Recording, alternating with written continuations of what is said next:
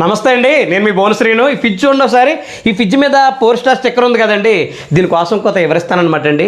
చాలామంది ఇప్పుడు ఎండాకాలం వస్తుంది కదండి, ఎండాకాలం వచ్చేటప్పుడు ఫ్రిడ్జ్లు ఎక్కువగా కొనుగోలు చేస్తుంటారనమాట అండి. అయితే కొనుగోలు చేసేటప్పుడు ఏ ఫ్రిడ్జ్లు తీసుకుంటే బాగుంటుంది, ఎలాంటి ఫ్రిడ్జ్లు తీసుకుంటే బాగుంటుంది అని చెప్పేసి చాలామంది కన్ఫ్యూజ్ అవుతారనమాట. మీరు కన్ఫ్యూజ్ అవ్వకలొద్దు అనమాట అండి. ఎక్కువ స్టార్లు ఉంటే మనకి ఏమొద్దంటే కరెంట్ బిల్ తక్కువగా వస్తుంది, అలాగే కూలింగ్ బాగుంటుంది అనమాట. అలాగే తక్కువ స్టార్లు ఉన్నాయనుకోండి కరెంట్ బిల్ ఎక్కువ వస్తుంది, కూలింగ్ కూడా తక్కువ ఉంటుంది అనమాట అండి. కాబట్టి మీరు ఏం చేస్తారంటే అండి, ఈ స్టార్ల కోసం మీకు కొంత వివరిస్తానమాట అండి. ఇప్పుడు 3 స్టార్ ఫ్రిడ్జ్ ఉందనుకోండి, అది సంవత్సరానికి 180 యూనిట్లు వస్తుంది అనమాట అండి. మీకు అర్థమైంది అనుకుంటానండి, సంవత్సరానికి 180 యూనిట్లు వద్దండి. అలాగే 4 స్టార్ అండి, అంటే మాది 4 స్టార్ అనమాట అండి. మాది అయితే సంవత్సరానికి 130 యూనిట్లు వస్తుంది అనమాట అండి.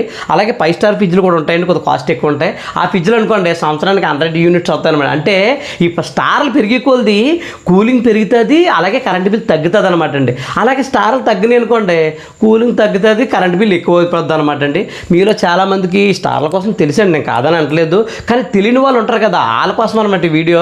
కాబట్టి ఇప్పుడు ఎండాకాలం మొత్తం ఫ్రిడ్జ్లు కొనుగోలు చేస్తారు కాబట్టి మన వీడియో చాలామందికి ఉపయోగపడుతుంది, మీకు కూడా తెలుసు కదా. కాబట్టి ఫ్రిడ్జ్ కొనుక్కుందామని ప్రతి ఒక్కరికి కూడా ఈ వీడియో షేర్ చేయండి, అలా వీడియో లైక్ చేసి మన పేజ్ని ఫాలో చేయండి.